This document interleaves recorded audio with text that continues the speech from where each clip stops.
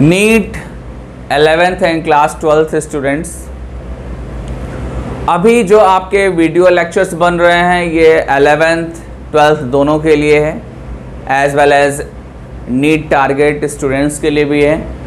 ऐसा इसलिए बोल रहा हूँ कि जो आपका करेंट जो चैप्टर है मॉलिक्यूलर बेसिस ऑफ इनहेरिटेंस, ये जो चैप्टर है इसके कुछ टॉपिक बायोमॉलिक्यूल से रिलेटेड है। बायोमॉलिक्यूल क्लास 11th का एक फुल चैप्टर है और इस चैप्टर के टॉपिक और as well as molecular basis of inheritance के टॉपिक्स कॉमन है, ठीक है। सो दैट अभी जो वीडियो लेक्चर्स आपके बन रहे हैं वो वीडियो लेक्चर्स जो हैं वो 11th 12th NEET target student सबके लिए मैं बना रहा हूँ video lectures.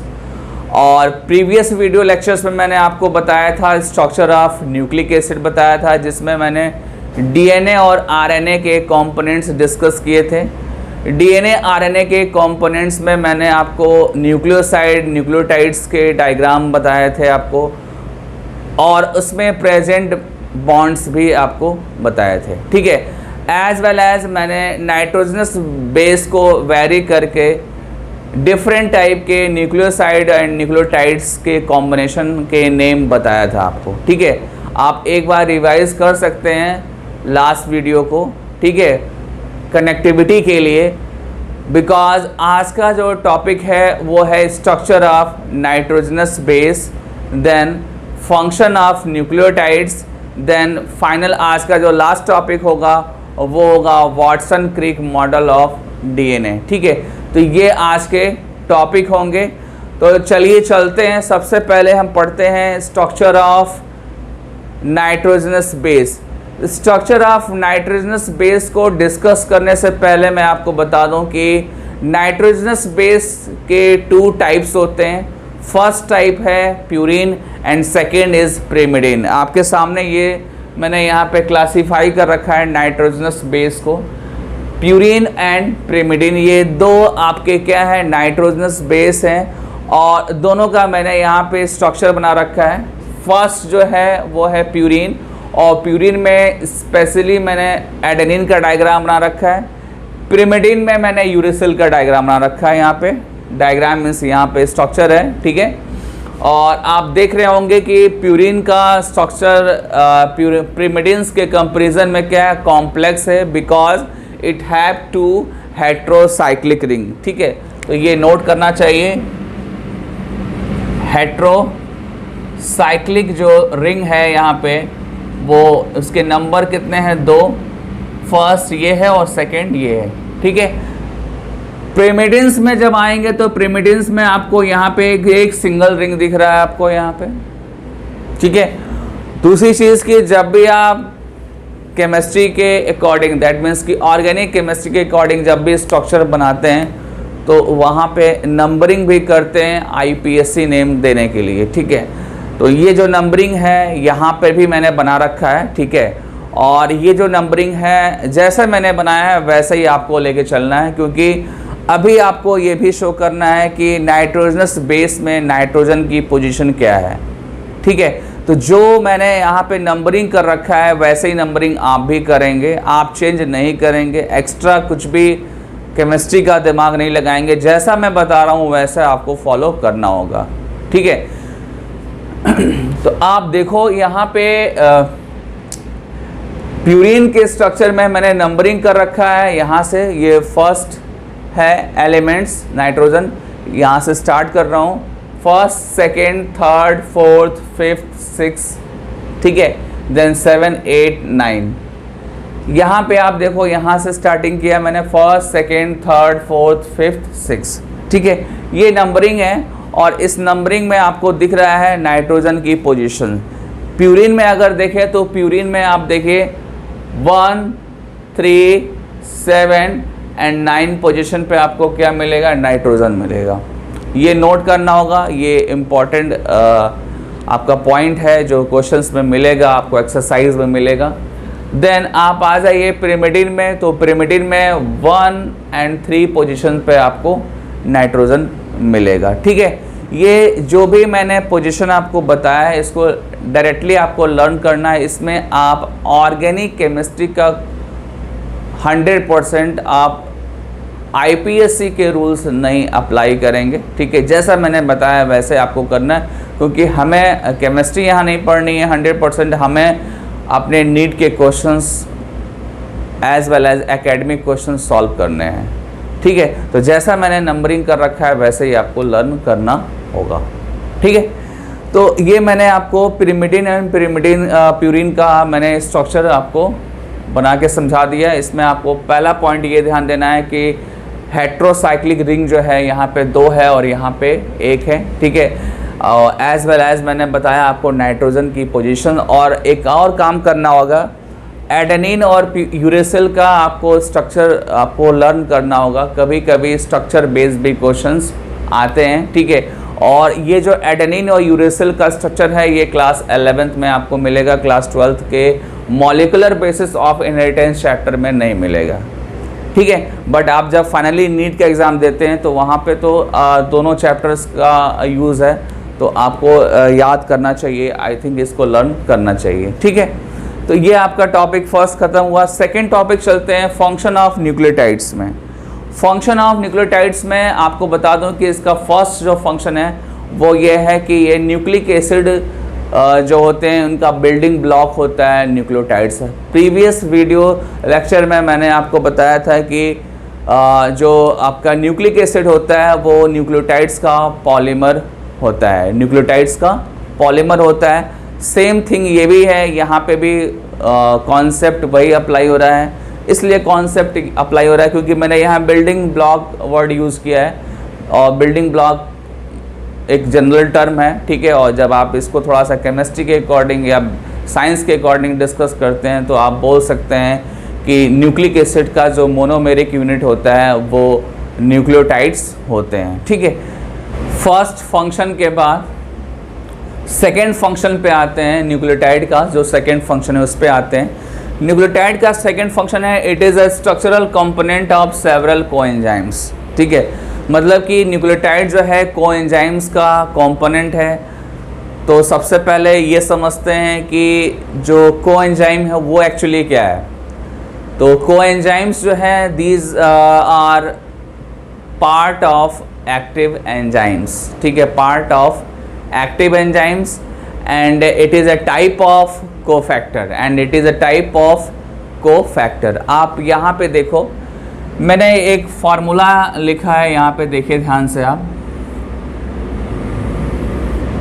Active enzymes are holo enzymes equal to apo enzymes plus cofactor, ठीक है। दैट मीन्स कि जो आपका एक्टिव एंजाइम्स है इसके 2 पार्ट हैं। फर्स्ट पार्ट है एपो एंजाइम्स और सेकेंड पार्ट है कोफैक्टर, ओके। कोफैक्टर के फर्दर 3 टाइप्स हैं। फर्स्ट टाइप है प्रोस्थेटिक ग्रुप, सेकेंड टाइप है कोएंजाइम्स, लास्ट मेटालाइंस है। ये अगर है तो ये एंजाइम एक्टिव होगा, अदरवाइज एक्टिव नहीं होगा, ठीक है। कोफैक्टर का जो सेकेंड टाइप है वो है कोएंजाइम, और इस कोएंजाइम का रिलेशन किससे है, न्यूक्लियोटाइड से है, ठीक है। न्यूक्लियोटाइड एक्चुअली में कोएंजाइम्स का कंपोनेंट्स है, ठीक है। इवन न्यूक्लियोटाइड्स के साथ साथ विटामिन्स भी जो है वो कोएंजाइम्स को बनाते हैं, ठीक है। न्यूक्लियोटाइड के साथ साथ विटामिन्स भी कोएंजाइम्स को बनाते हैं, और ये जो कोएंजाइम्स है ये एक्टिव एंजाइम्स को फॉर्म करेगा, और active enzymes different metabolic reaction की रेट को फास्ट करते हैं, डिफरेंट मेटाबॉलिक रिएक्शन की रेट को फास्ट करते हैं, ठीक है। अगर ये कोएंजाइम्स नहीं होगा तो एक्टिव एंजाइम्स का फॉर्मेशन नहीं होगा, then metabolic rate slow down हो जाएगा, ठीक है। तो मैंने इनडायरेक्टली आपको क्या कर दिया, मैंने फंक्शन आपको बता दिया। फंक्शन क्या है कि अगर आपका न्यूक्लियोटाइड है तो रेट ऑफ रिएक्शन जो होगा मेटाबॉलिक रिएक्शन का वो प्रॉपर होगा, अदरवाइज नहीं होगा, ठीक है। सेकंड आते हैं, सेकंड फंक्शन है nucleotide are the intimately involve in energy reaction of the cells, ठीक है। ये जो लाइन है ये आप ऑलरेडी जानते हैं। एक्चुअली में ये जो लाइन है ये रिलेटेड है एटीपी से, ठीक है, एटीपी, ठीक है। एटीपी का फुल फॉर्म ऑलमोस्ट सारे स्टूडेंट्स को पता होगा, इसका फुल फॉर्म होता है एडेनोसिन ट्राईफॉस्फेट, एडेनोसिन ट्राईफॉस्फेट। और आपने शायद ध्यान दिया होगा कि एडेनोसिन ट्राईफॉस्फेट में जब आप पूरा फुल नेम लिखते हैं तो इसमें आपको मिलेगा न्यूक्लियोटाइड। क्या मिलेगा? न्यूक्लियोटाइड्स। एक्चुअली में एटीपी जो होते हैं वो हायर न्यूक्लियोटाइड्स होते हैं। हायर न्यूक्लियोटाइड इसलिए होते हैं क्योंकि इसके अंदर 2 एक्स्ट्रा जो है फॉस्फेट ग्रुप होते हैं। लास्ट वीडियो लेक्चर्स मेरा देखिएगा, लास्ट वीडियो लेक्चर्स में मैंने आपको बताया था न्यूक्लियोटाइड के कंपोनेंट्स। न्यूक्लियोटाइड्स के कंपोनेंट्स में मैंने आपको बताया था sugar, nitrogenous base and phosphate आपको बताया था। ठीक है, मतलब कि फॉस्फेट सिंगल था वहाँ पर। ठीक है, 2 और एडिशनल फॉस्फेट अगर अटैच कर देंगे तो वो जो न्यूक्लियोटाइड फॉर्म होगा वो क्या हो जाएगा? आपका हायर न्यूक्लियोटाइड्स हो जाएगा। ठीक है, मैं इसको थोड़ा और डिटेल करता हूँ। न्यूक्लियोटाइड्स जो हैं, न्यूक्लियोटाइड्स में आप क्या कर रहे हैं? 2 एक्स्ट्रा फॉस्फेट ऐड कर रहे हैं। ठीक है, और जब 2 एक्स्ट्रा फॉस्फेट ऐड करेंगे तो वो हो जाएगा एटीपी। एक और चीज़ ध्यान देना होगा कि यहाँ पे इस पर्टिकुलर न्यूक्लियोटाइड के अंदर जो नाइट्रोजनस बेस होगा वो होगा एडेनिन। क्या होगा? Adenine. Adenine, sugar, then 3 phosphate. ठीक है, ये टोटल मिलके क्या बनाएंगे? एटीपी। और एटीपी क्या है? एनर्जी करेंसी है, जो आपने क्लास 9th में भी पढ़ा होगा। क्लास 9th में आपने पढ़ा होगा कि माइटोकॉन्ड्रिया फॉर्म करता है एटीपी, और एटीपी क्या है? एनर्जी करेंसी है। ठीक है, और ये एटीपी नहीं है तो आपको पता है ना कि बहुत सारे प्रोसेस स्टॉप हो जाएंगे, रुक जाएंगे। ठीक है, तो इनडायरेक्टली मैंने यहाँ पे भी आपको क्या बता दिया है कि अगर न्यूक्लियोटाइड्स है तो एटीपी बनेगा, और एटीपी फॉर्म होगा तो डिफरेंट जो है एक्टिव प्रोसेस स्मूथली होंगे, अदरवाइज नहीं होंगे। ठीक है, तो ये आपका थर्ड फंक्शन हो गया। नेक्स्ट आ जाइए, it control several metabolic reactions. ठीक है, तो ये जो लाइन है ये ऑलरेडी मैंने आपको डिस्कस कर लिया है इनडायरेक्टली, क्योंकि बार बार मैंने एंजाइम का नाम लिया, को एंजाइम्स का नाम लिया, एटीपी का नाम लिया, और ये सब रिलेटेड किससे हैं? ये सारे के सारे रिलेटेड है मेटाबॉलिक रिएक्शन से। ठीक है, तो ये आपका फंक्शन हो गया। देन एक लास्ट फंक्शन है जो आपको लर्न करना चाहिए, इसकी ज़रूरत जो है बहुत कम होती है, और ये क्या है? एक्चुअली में न्यूक्लियोटाइड्स जो हैं ये डिफरेंट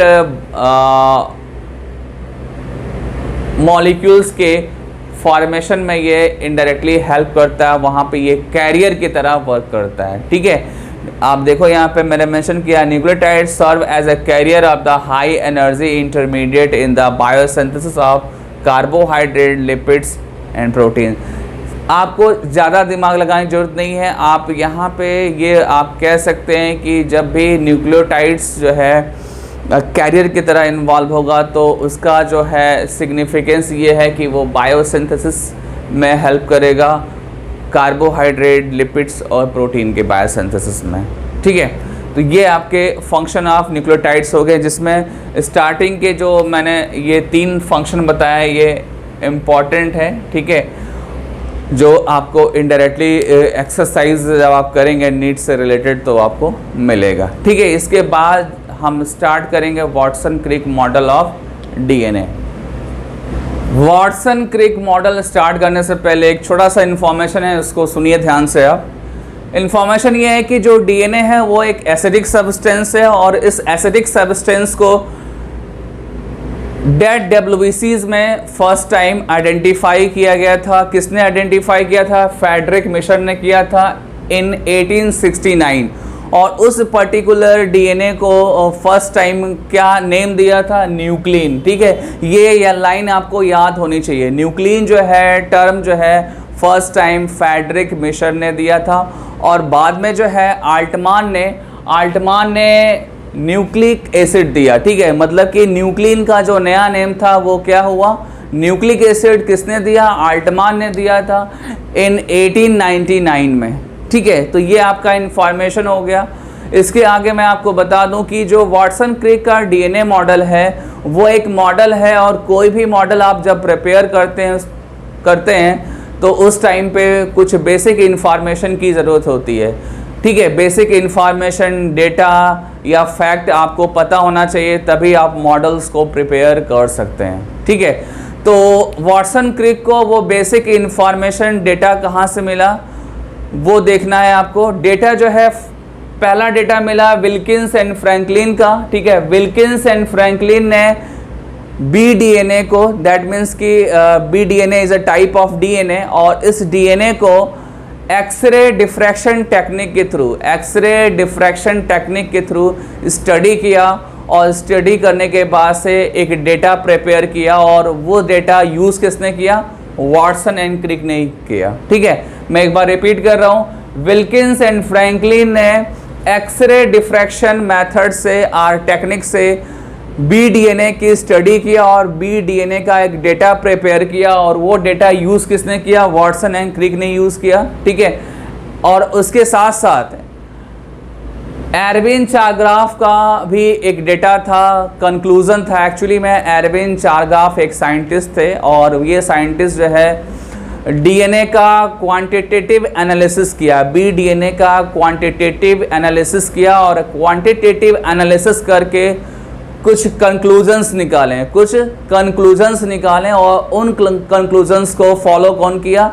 वाटसन क्रिक ने किया। दैट मीन्स कि विल्किन फ्रैंकलिन और एरविन चारग्राफ, इनके इंफॉर्मेशन को यूज़ किया वाटसन क्रिक ने। ठीक है, और यूज़ करके वाटसन क्रिक ने BDNA का एक मॉडल प्रपोज किया इन 1953। ठीक है, जो BDNA का मॉडल था वो कब प्रपोज किया? 1953 में, और इसके लिए उनको नोबेल प्राइज़ मिला था 1962 में। नोबेल प्राइज़ इसलिए मिला क्योंकि वो मॉलिक्यूलर बायोलॉजी फील्ड का एक बिगेस्ट इन्वेंशन था। ठीक है, उस जो मॉडल था DNA का, एक बड़ा इन्वेंशन था। ठीक है, मॉलिक्यूलर बायोलॉजी के फील्ड में। सो दैट इनको क्या मिला? नोबेल प्राइज़ मिला इन 1962 में।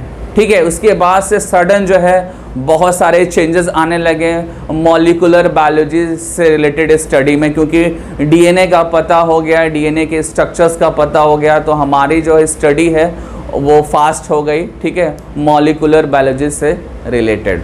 तो ये आपका वाटसन क्रिक के बारे में मैंने बताया कि ये कैसे स्टार्ट किए अपना मॉडल बनाने का, जो इनका जो बेसिक लाइन था या बेसिक जो स्टार्टिंग था वो मैंने आपको बताया।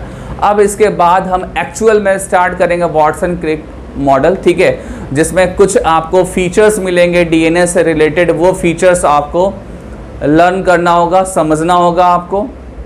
वाटसन क्रिक मॉडल जो दिया गया था वो एक्चुअली में BDNA का मॉडल था, और आपको बता दूं कि DNA के बहुत सारे टाइप्स होते हैं। ठीक है, जैसे कि RNA के टाइप्स होते हैं, वैसे DNA के भी टाइप्स होते हैं, और वाटसन क्रिक ने जो मॉडल दिया था वो BDNA का दिया था, और इस मॉडल में बहुत सारे साइलेंट फीचर्स हैं BDNA के, और उन साइलेंट फीचर्स को मैं यहाँ पे डिस्कस करूँगा। उसमें सबसे पहला जो साइलेंट फीचर है वो ये है कि जो BDNA है वो एक क्या है? एक राइट हैंडेड हेलिकल स्ट्रक्चर है। क्या है? राइट हैंडेड हेलिकल स्ट्रक्चर है। मैंने मेंशन कर रखा है DNA is right handed helical structure. ठीक है, और इस हेलिकल स्ट्रक्चर में आपको 2 पॉलीन्यूक्लियोटाइड चेन मिलने वाले हैं, 2 पॉलीन्यूक्लियोटाइड चेन, जैसा कि मैंने आपको प्रीवियस वीडियो में बताया था, वीडियो लेक्चर्स में, कि इसमें जो है 2 चेन होगी। ठीक है, और एक चेन होगी 5 to 3 और दूसरी होगी 3 to 5 चेन। ये चेन कौन सी है? आपको पता होना चाहिए। ये चेन है पॉलीन्यूक्लियोटाइड चेन है ये। ठीक है, ये दोनों चेन जो है पॉलीन्यूक्लियोटाइड चेन है, और इस चेन में एक ख़ास बात है कि इसका जो पेरिफेरल साइड होगा, या आप बोल सकते हैं आउटसाइड जो एरिया होगा इसका, वो किससे बना होगा? शुगर से और फॉस्फेट से। ये भी मैं बता चुका हूँ ऑलरेडी प्रीवियस वीडियो लेक्चर्स में। जो भी इसका आउटर जो एरिया होगा वो किससे कंपोज है? शुगर और फॉस्फेट से। ठीक है, एस फॉर शुगर से बना हुआ है, P फॉर फॉस्फेट से। ठीक है, तो आप ये भी बोल सकते हैं कि जो इसका बैकबोन है वो किससे बना हुआ है? शुगर और फॉस्फेट से बना हुआ है। ये ध्यान रखना होगा आपको। शुगर और फॉस्फेट का इसका बैकबोन है। ये मैंने यहाँ पे मेंशन कर रखा है, आप देखो, ठीक है। और बीच में जो है वो क्या है, बेसेस हैं। ये क्या है, ये बेसेस हैं। मैंने आपको बेसेस, नाइट्रोजनस बेसेस के बारे में बताया था। नाइट्रोजनस बेसेस के 2 टाइप्स मेजर हैं, प्यूरिन एंड pyrimidine, और उसके एग्जांपल्स मैं यहाँ पे यूज़ कर रहा हूँ, like adenine, thymine, guanine, cytosines, ठीक है। These are the nitrogenous base. और ये जो नाइट्रोजनस बेस है ये कहाँ पे है, ये कोर रीजन में है, कोर रीजन या इनसाइड बोल सकते हैं हम। और ये जो चीज़ें हैं, ये जो बैकबोन है ये आउटसाइड में है, और यही आपका फर्स्ट लाइन है। इस फर्स्ट लाइन में एक प्रॉब्लम ये है कि आप समझने की कोशिश करते हैं राइट हैंडेड डबल हेलिक्स, ठीक है, ये वर्ड आप समझने की कोशिश करते हैं। तो इसको समझने के लिए आपको क्या करना होगा, एक जो है आपको कोई भी इमेजिन करना होगा एक्सिस, इमेजिनरी एक्सिस एक कॉमन लेना होगा, और उस इमेजिनरी एक्सिस के सराउंडिंग जो है ये दोनों पॉलीन्यूक्लियोटाइड चेन जो है ऐसे मूव करेंगे, और मूव करने का जो टर्न करने का जो पैटर्न होगा वो होगा क्लॉकवाइज। क्या होगा, क्लॉकवाइज होगा। और अगर क्लॉकवाइज दोनों पॉलीन्यूक्लियोटाइड चेन्स मूव कर रहे हैं around the common imaginary axis, ठीक है, तो आप बोल सकते हैं कि वो जो डीएनए है वो कैसा है, right handed helical double structure, ठीक है ना, right handed double helical structure आप इसको बोल सकते हैं, ठीक है। यही प्रॉब्लम करता है टर्म आपको इस पूरे लाइन में। अदरवाइज बैकबोन आप समझ गए, इनसाइड का एरिया भी समझ गया, ठीक है। और ये डायग्राम मैं ऑलरेडी आपको बता चुका हूँ प्रीवियस वीडियो लेक्चर्स में। सेकेंड जो पॉइंट है वो ध्यान दीजिए। सेकेंड पॉइंट में ये दिया हुआ है कि ये दोनों जो चेन होते हैं ये पोलरिटी शो करते हैं। ये क्या शो करते हैं, पोलरिटी शो करते हैं, ठीक है। पोलरिटी मीन्स यहाँ पे है, आप देख रहे हो मैंने लेवल किया 5 एंड 3 एंड, ठीक है। और इसके सामने जो है जो स्ट्रैंड है वो है 3 to 5, ठीक है। दोनों का डायरेक्शन क्या है, अपोजिट है, और अपोजिट होने के वजह से आप बोल सकते हैं कि ये क्या है, एंटी पैरेलल हैं दोनों चेन, ठीक है। डीएनए के दोनों जो चेन है वो एंटी पैरेलल हैं, ठीक है। नेक्स्ट आते हैं, नेक्स्ट पॉइंट सिंपल है। वो पॉइंट ये है कि जो डीएनए के जो दोनों स्ट्रैंड्स हैं इनके बीच का जो डिस्टेंस है, ठीक है, जिसको जो है एनसीईआरटी ने या बुक्स ने क्या बोला है, विड्थ ऑफ डीएनए हेलिक्स, ठीक है। और आर डायमीटर भी बोल सकते हैं, डायमीटर ऑफ डीएनए हेलिक्स, ठीक है। तो ये जो भी है इसका एक पर्टिकुलर वैल्यू है, वो वैल्यू क्या है, 20 एंगस्ट्रॉम है। क्या है, 20 एंगस्ट्रॉम। और एंगस्ट्रॉम को आप जब नैनोमीटर में कन्वर्ट करते हैं तो वो हो जाता है 2 नैनोमीटर, ठीक है। तो ये भी पॉइंट आसान था आपके लिए, इजी था, कोई दिक्कत नहीं है। अब आते हैं फोर्थ पॉइंट पे। फोर्थ पॉइंट ये है कि जब आप ये समझने की कोशिश करते हैं कि डीएनए एक राइट हैंडल हेलिकल स्ट्रक्चर है, तो उस टाइम पे जब ये फोल्ड होता है या ट्विस्ट करता है तो टर्न कंप्लीट करता है, ठीक है। बहुत सारे टर्न जो है वो कंप्लीट किए, और आपको लेना है 1 टर्न। जैसे आपने स्टार्ट किया यहाँ से, ठीक है, और स्टार्ट क्या किया, पॉलीन्यूक्लियोटाइड्स का रोटेशन, पॉलीन्यूक्लियोटाइड चेन्स का रोटेशन, और मूव करके 1 टर्न कंप्लीट किया। तो डीएनए का जो ये 1 टर्न है, ठीक है, उसका भी एक जो है डिस्टेंस होगा, उसका भी एक वैल्यू होगा, ठीक है। वो क्या है, 34 एंगस्ट्रॉम, ठीक है। Each turn off DNA helix is 34 angstrom का होगा। और 34 एंगस्ट्रॉम को आप नैनोमीटर में कन्वर्ट करेंगे तो 3.4 nanometre with 10 pairs of nucleotides. तो ये पेयर्स हैं, ठीक है। आपको पता है कि जो चेन है, पॉलीन्यूक्लियोटाइड चेन जो है, इनके बीच में क्या है, ये बेसेस हैं, ठीक है। तो 34 एंगस्ट्रॉम के डिस्टेंस में नंबर ऑफ बेसेस कितने होंगे, 10 पेयर्स होंगे। ये आपको लर्न करना है, ठीक है। कितने होंगे, 10 पेयर्स होंगे। और आपको फिर क्या करना होगा, देन आपको ये 2 जो बेस पेयर्स है इनके बीच का डिस्टेंस आपको फाइंड आउट करना होगा। तो उसके लिए करना क्या होगा, आपको एक फार्मूले के फॉर्म में लिखना होगा, distance between 2 base pair equal to 34 angstrom, ये वैल्यू यहाँ पुट करेंगे, ठीक है, अपॉन 10 कर लेंगे तो क्या हो जाएगा 3.4 एंगस्ट्रॉम। दैट मीन्स कि बेस पेयर के बीच जो डिस्टेंस है वो कितना का हो गया 3.4 एंगस्ट्रॉम का हो गया, ये 3.4 एंगस्ट्रॉम का। और इसी को आप नैनोमीटर में जब कन्वर्ट करेंगे तो 0.34 नैनोमीटर हो जाएगा, 0.34 नैनोमीटर। ठीक है, तो ये मैंने अभी डिस्कस किया, वाटसन क्रिक मॉडल के कुछ फीचर्स मैंने डिस्कस किए। अब हम आते हैं नेक्स्ट फीचर की तरफ। वाटसन क्रिक मॉडल का जो नेक्स्ट फीचर है वो ये है कि जो पॉलीन्यूक्लियोटाइड चेन्स हैं वो कॉम्प्लीमेंट्री होते हैं, आइडेंटिकल नहीं होते हैं वो। ठीक है, और ऐसा इसलिए है क्योंकि hydrogen bonds between nitrogenous bases होते हैं। जैसा कि मैंने आपको पहले भी बताया था कि नाइट्रोजनस बेसेस के बीच में क्या है, हाइड्रोजन बॉन्ड है, और हाइड्रोजन बॉन्डिंग जो है जिस कंडीशंस पे फॉर्म होता है उसके वजह से कॉम्प्लीमेंटरिटी जो है वो मेंटेन होती है। ठीक है, तो ये लाइन आपको याद रखना है कि हमेशा जो है डीएनए के दोनों स्ट्रैंड्स कैसे होंगे, एक दूसरे के कॉम्प्लीमेंट्री होंगे, आइडेंटिकल नहीं होंगे। एक इम्पॉर्टेंट पॉइंट ये भी है कि जब भी आप नाइट्रोजनस बेस में हाइड्रोजन बॉन्ड्स की बात करेंगे तो हाइड्रोजन बॉन्ड्स जो है एडेनिन और थाइमिन में 2 होते हैं। ठीक है, और गुआनिन और साइटोसिन के बीच में 3 हाइड्रोजन बॉन्ड्स होते हैं। तो ये चीज़ ध्यान में रखना होगा। इसके आगे मैं आपको बताऊं कि जब भी आप देखते होंगे बेस पेयर्स को तो हमेशा बेस पेयर्स में एक खास तरह का पैटर्न दिखता होगा। वो पैटर्न क्या है कि हमेशा जो है प्यूरिन के सामने क्या आता है, पिरिमिडिन आता है। ठीक है, हमेशा प्यूरिन के सामने क्या आता है, पिरिमिडिन आता है। लाइक एग्जांपल देखो आप, एडेनिन क्या है, प्यूरिन है, और थाइमिन क्या है, पिरिमिडिन है। सिमिलरली ये क्या है, पिरिमिडिन है, और ये क्या है, प्यूरिन है। यहाँ पे भी देख सकते हो आप, ये क्या है, प्यूरिन है, और ये क्या है, पिरिमिडिन है, ये पिरिमिडिन है, तो ये क्या है, प्यूरिन है।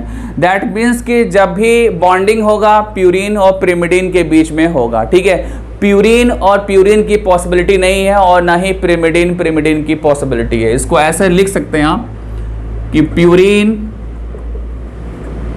प्यूरिन की पॉसिबिलिटी नहीं है और ना ही पिरिमिडिन की पॉसिबिलिटी है तो किसकी है, प्यूरिन एंड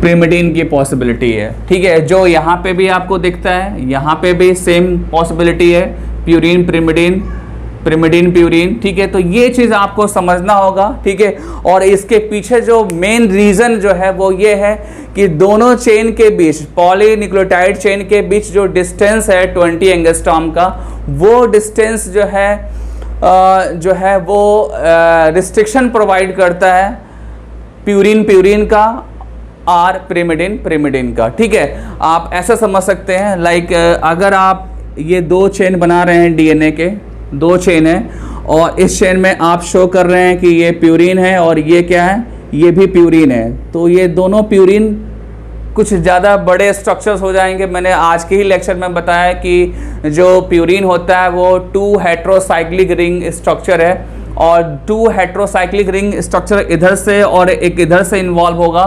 ठीक है, तो क्या हो जाएगा, स्ट्रक्चर का साइज बढ़ जाएगा और जो 20 एंगस्ट्रॉम के स्पेस में जो है वो एडजस्ट नहीं हो सकता है। ठीक है, सिमिलरली आप दूसरा कंडीशन देखिए पिरिमिडिन वाला। सपोज दैट ये 2 चेन है, पॉलीन्यूक्लियोटाइड चेन, और इनके बीच में क्या है, पिरिमिडिन है, ये 2 बेसेस हैं, तो इनके बीच में जो स्पेस ज़्यादा हो जाते हैं, स्पेस ज़्यादा हो जाएगा तो यहाँ पर भी हाइड्रोजन बॉन्ड जो हैं, हाइड्रोजन बॉन्ड यहाँ पे नहीं हो पाएगा क्योंकि डिस्टेंस ज़्यादा हो गया, और यहाँ पे क्या हो गया, डिस्टेंस कम होगा, तो यहाँ पे भी हाइड्रोजन बॉन्ड्स की पॉसिबिलिटी नहीं बनेगी। पॉसिबिलिटी अगर है तो वो कौन सी पॉसिबिलिटी है, प्यूरिन एंड पिरिमिडिन की पॉसिबिलिटी है, और यही करेक्ट जो है मैनर है बेस पेयर्स का। यही क्या है, करेक्ट मैनर है बेस पेयर का इस पर्टिकुलर 20 एंगस्ट्रॉम के डिस्टेंस में। ठीक है, तो ये पॉइंट आपका डिस्कस कर लिया। इस पॉइंट का जो रिजल्ट है यहाँ पे मैंने मेंशन भी कर रखा है, आप इसको नोट कर लीजिएगा। क्या है result, always a purines comes opposite to the pyrimidines, this generate approximately uniform distance between between polynucleotide chain, ठीक है ना। तो अगर ये यूनिफॉर्म डिस्टेंस रखना है 20 एंगस्ट्रॉम तो आपको प्यूरिन और pyrimidine ही बेस्ट दिखेगा आपको, ठीक है। तो ये आपका हो गया। नेक्स्ट पॉइंट आपका है कि जब भी बेस पेयर्स अरेंज होते हैं तो ये स्टॉक के फॉर्म में आपको देखेंगे, जैसे कि अभी जस्ट डिस्कस किया कि 1 टर्न ऑफ डीएनए हेलिक्स में 10 बेस पेयर्स हैं, तो 10 बेस पेयर्स एक दूसरे के ऊपर पैरेलल ये अरेंज होंगे, ठीक है। ये देखो आप point, the plane of the one base pair stock over the other in the double helix, this in addition to hydrogen bond confer stability of the helical structure. और ऐसा बार बार होगा, बार बार बेस पेयर्स, लाइक अगर आप यहाँ बेस पेयर बना रहे हैं, यहाँ बेस पेयर, यहाँ बेस पेयर, तो इससे क्या हो रहा है, स्टेबिलिटी मिल रही है, इस डीएनए के हेलिकल स्ट्रक्चर को स्टेबिलिटी मिल रही है, ठीक है। एक और एक्स्ट्रा पॉइंट है जो अदर देन एनसीईआरटी है, उसको समझने की कोशिश करिए आप। जब भी आप डीएनए हेलिकल स्ट्रक्चर का स्टडी करेंगे तो आपको वहाँ पे ग्रुप मिलेंगे, ठीक है। क्या मिलेंगे? ग्रुप, ठीक है। आप जब रियल डायग्राम देखेंगे डीएनए हेलिकल स्ट्रक्चर का, तो उसमें ग्रुप मिलेंगे। ग्रुप्स जो हैं वो 2 हैं, मेजर और माइनर ग्रुप्स हैं, ठीक है। और देखिए मैंने यहाँ पे ग्रुप दिखाया है, ये जो ग्रुप है ये वाइडर है, और ये जो ग्रुप है ये क्या है, ये जो है नैरोवर है। तो जो वाइडर ग्रुप होगा उसको मेजर ग्रुप बोलेंगे, और जो नैरोवर होगा उसको माइनर ग्रुप बोलेंगे। और आपको मैं बता दूं कि ये जो भी माइनर और मेजर ग्रुप है इनका एक डिफरेंट टाइप का रोल होता है जो आपके सिलेबस में नहीं है, बट मैं जो है इसको 1 लाइन में बता सकता हूँ। ग्रुप्स का अपना एक सिग्निफिकेंस है। ग्रुप्स जो होते हैं वो डीएनए के मेटाबॉलिज्म में हेल्प करते हैं। और आपको मैं बता दूं कि डीएनए का जब रेप्लिकेशन होता है या डीएनए का जब ट्रांसक्रिप्शन होता है तो वहाँ पर क्या होता है, प्रोटीन्स बाइंड करने की ज़रूरत होती है, और ये जो ग्रुप है ये प्रोटीन्स की बाइंडिंग को हेल्प करते हैं। तो आप 1 वर्ड्स में बोल सकते हैं कि ग्रुप जो है वो डीएनए के मेटाबॉलिज्म में हेल्प करते हैं, ठीक है। ये जो लास्ट पॉइंट है ये एनसीईआरटी में मेंशन नहीं है। और आज का लेक्चर आपका फिनिश हो गया। वाटसन क्रिक मॉडल आपके अकॉर्डिंग टू एनसीईआरटी फिनिश कर दिया। 1-2 पॉइंट्स मैंने आपको एक्स्ट्रा भी बताए हैं वाटसन क्रिक मॉडल में जो एनसीईआरटी में मेंशन नहीं है। और आपको मैंने स्टार्टिंग में बताया कि जो वाटसन क्रिक का डीएनए मॉडल है और उस मॉडल को प्रिपेयर करने के लिए जो है विल्किंस एंड फ्रैंकलिन का डेटा यूज़ किया गया था, ठीक है। वाटसन क्रिक ने उस डेटा की स्टडी की थी, और देन एक और कंक्लूज़न का स्टडी किया था, वो था कंक्लूज़न एरविन चागाफ का। एरविन चागाफ का कंक्लूज़न स्टडी करने के बाद से, और मैंने पहले भी बताया कि विल्किंस फ्रैंकलिन का डेटा यूज़ किया, देन फाइनली प्रिपेयर किया वाटसन क्रिक का बीडीएनए मॉडल, ठीक है। तो ये मॉडल आपका ख़त्म हो गया। नेक्स्ट लेक्चर में मिलते हैं एरविन चागाफ रूल्स के साथ, ठीक है। Okay students, bye.